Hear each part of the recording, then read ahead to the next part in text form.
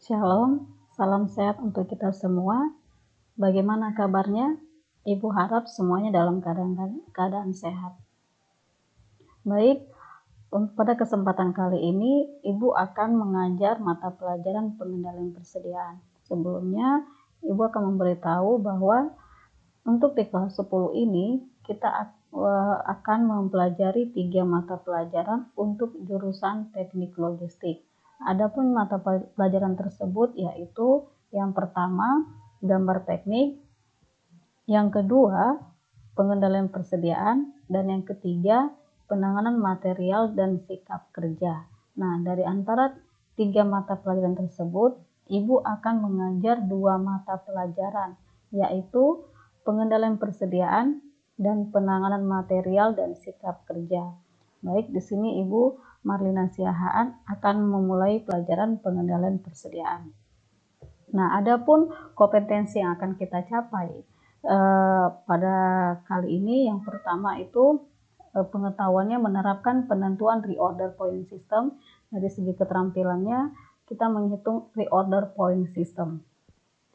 Di sini kita akan belajar pengertian reorder point system. Tetapi sebelumnya, mungkin di antara kita masih banyak yang belum mengetahui apa itu pengendalian persediaan. Bahkan apa itu persediaan.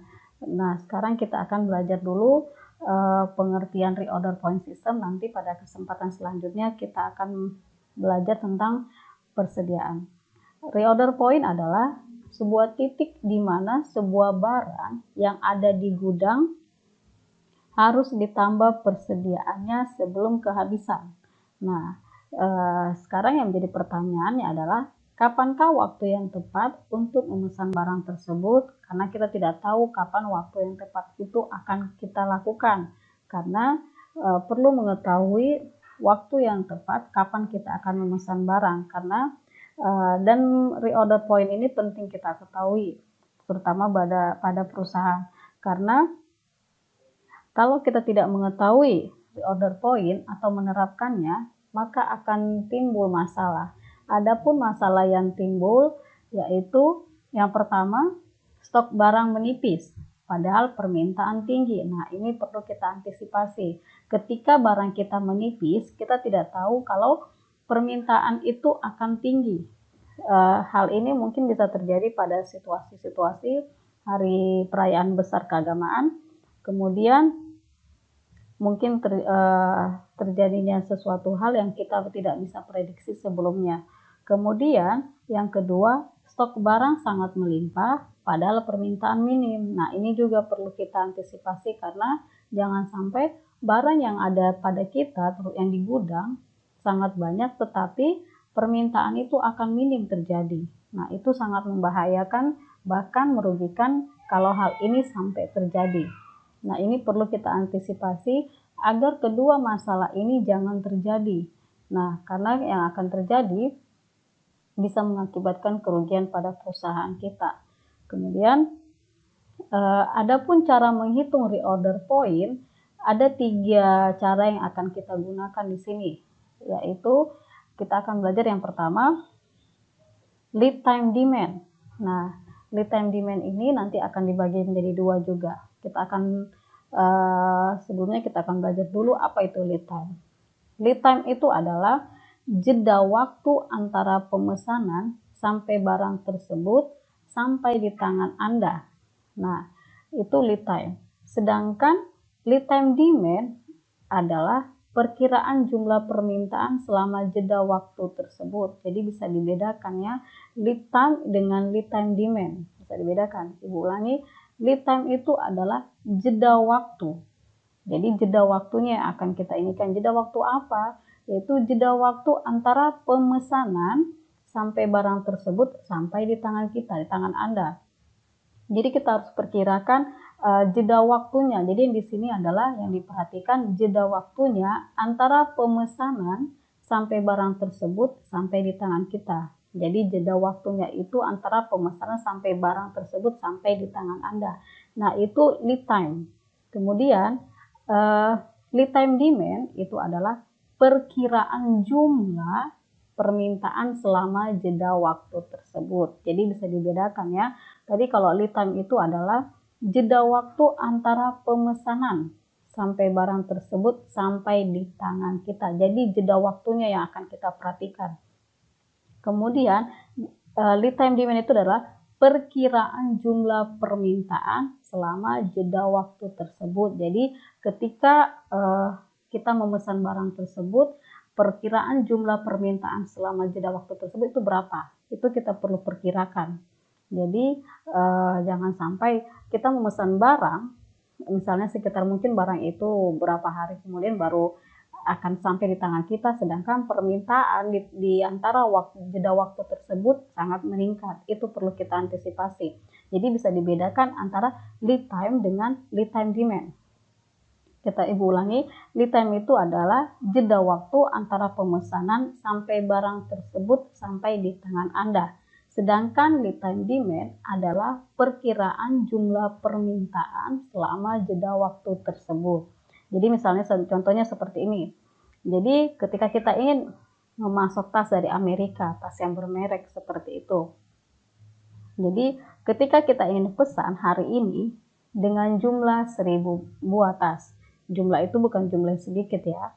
Nah itu kita perlu perkirakan 1000 itu juga dari mana 1000 itu, bukan kita pesan sembarangan. Jadi supplier atau penyedia, penyetok membutuhkan 3 hari untuk mengemas barang dari Amerikanya sana. Kemudian membutuhkan waktu sekitar 5 hari menuju pelabuhan. Nah, membutuhkan waktu lagi sampai ke pelabuhan. Dan butuh 3 minggu untuk sampai di Indonesia.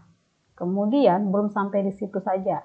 Setelah produk itu harus melalui pengecekan di bea cukai selama 1 minggu dan dikirim lewat darat dalam 3 hari hingga akhirnya sampai ke produk kita. Nah, itu membutuhkan waktu yang sangat lama ya, dan melalui proses yang tidak sedikit dari supplier sampai ke tangan kita. Jadi dari supplier atau penyetoknya itu harus melalui prosedur dulu, misalnya dari pelabuhan, sampai itu harus melakukan sampai ke bea cukai dulu, dicek bagaimana, kemudian melewati darat, kemudian melalui waktu lagi selama perjalanan sampai barang itu kepada kita. Kemudian lead time, cara menghitungnya adalah langkah pertama yang tadi seperti contoh tadi. Kita harus memastikan stok souvenir masih mencukupi hingga pemesanan sampai kepada Anda. Jadi ketika kita menyetok itu berapa hari yang stok yang cukup untuk kita sampaikan kepada pelanggan. Contohnya seperti ini tadi membutuhkan 3 hari, bahkan kemudian 5 sampai 21 hari, tambah lagi 7 hari, ditambah 3 hari. Nah, total semuanya adalah 39 hari. Itu waktu yang tidak sedikit. Kemudian lead time demand ini tadi. Kemudian cara menghitung lead time demand ini adalah lead time dikali rata-rata penjualan per hari. Nah, tadi lead time kita adalah dari produk Amerika sampai ke Indonesia, waktunya 39 hari. Dikali rata-rata penjualan kita yaitu 15.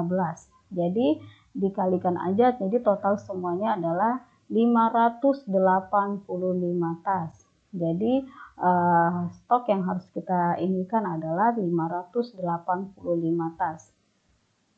Kemudian cara yang kedua adalah safety stock. Apa itu safety stock?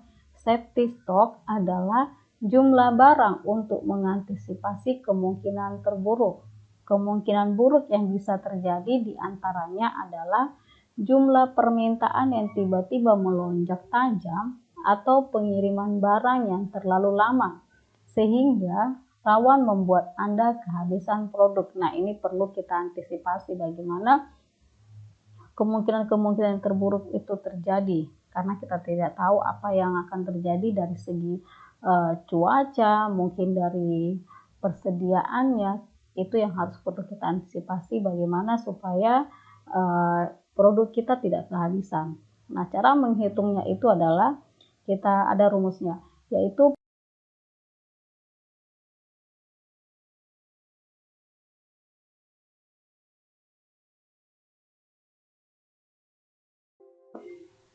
baik, kita lanjut. Safety stock tadi. Rumus cara menghitung safety stock adalah penjualan harian tertinggi dikali lead time terlama dikurangi dengan rata-rata penjualan harian dikali rata-rata lead time. Nah, contohnya seperti ini. Rata-rata penjualan tas per hari pada kondisi normal adalah 15 tas. Ingat ya, ini kita kondisikan pada saat kondisi normal. Namun, ada kalanya naik signifikan menjadi 30 tas. Nah, hal ini tidak akan kita akan duga sebelumnya. Bisa itu meningkat, bisa juga akan menurun, tergantung keadaan pasar. Nah, sedangkan lead time standar biasanya 39 hari. Nah, contoh yang tadi yang kita produk kita dari Amerika sampai ke tangan kita di Indonesia. Namun jika ada gangguan bisa sampai 45 hari. Nah, kita tidak tahu apa yang di luar dari 39 hari tersebut bisa akan bertambah harinya lagi lebih lama tergantung dengan keadaan yang akan terjadi yang kita tidak akan pernah tahu sebelumnya. Sehingga hitungannya menjadi seperti ini. Safety stock dengan rumus yang tadi 45 dikali dengan 30 tas. Nah, dikurangi dengan 39 hari dikali 15 tas. Nah, jumlahnya adalah 45 dikali 30 adalah 1350 dikurangi dengan 39 hari dikali 15 adalah 585. Jadi jumlah tasnya adalah 765 tas. Kemudian cara yang ketiga adalah menemukan ROP. Ini langkah terakhir. Jadi cara menghitung ROP ini adalah lead time demand ditambah safety stock. Nah, lead time demand kita tadi ada yaitu 585 ditambah 765. Nah, hasilnya adalah 1350. Demikianlah pelajaran kita untuk hari ini, yaitu pengendalian persediaan. Ya, indikatornya itu adalah indikator pencapaiannya. Kompetensi pencapaiannya adalah menerapkan penentuan reorder point system. Nah, pada pertemuan berikutnya kita akan belajar lebih dalam lagi cara perhitungan dari rumus tersebut. Nah, kalian bisa mencari lewat internet sebagai bahan referensi yang lebih lagi dan contoh-contoh kasus yang lain. Baik, demikianlah materi yang bisa Ibu sampaikan. Ibu ucapkan terima kasih dan selamat belajar.